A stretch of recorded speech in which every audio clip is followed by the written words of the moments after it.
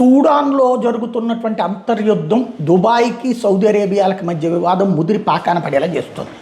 ఇప్పుడు సూడాన్లో ఉన్నటువంటి ఎవరైతే తిరుగుబాటుదారులకి దుబాయ్ సహకరిస్తోంది, ఆయుధాలు ఇస్తోంది అన్నది సౌదీ అరేబియా ఆరోపణ. 1,50,000 మంది వరకు ప్రాణాలు కోల్పోయారు ఇప్పటిదాకా.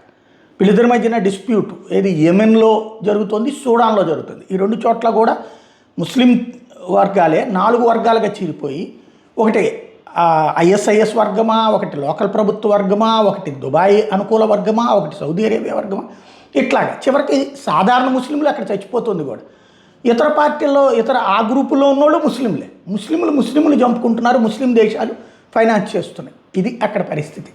సూడాన్లో జరుగుతున్నటువంటి వ్యవహారం వీళ్ళిద్దరి మధ్యన పెద్ద వివాదానికే కారణమైనటువంటి పరిస్థితి స్పష్టంగా కనబడుతుంది. కాకపోతే పరిస్థితిని చక్కదిద్దేటటువంటి ఆలోచన ఎక్కడన్నా ఉందా లేదా అంటే ఎవ్వరూ బాగు చేసేటటువంటి ఉద్దేశంలో అయితే లేరు అన్నది స్పష్టంగా కనబడుతుంది.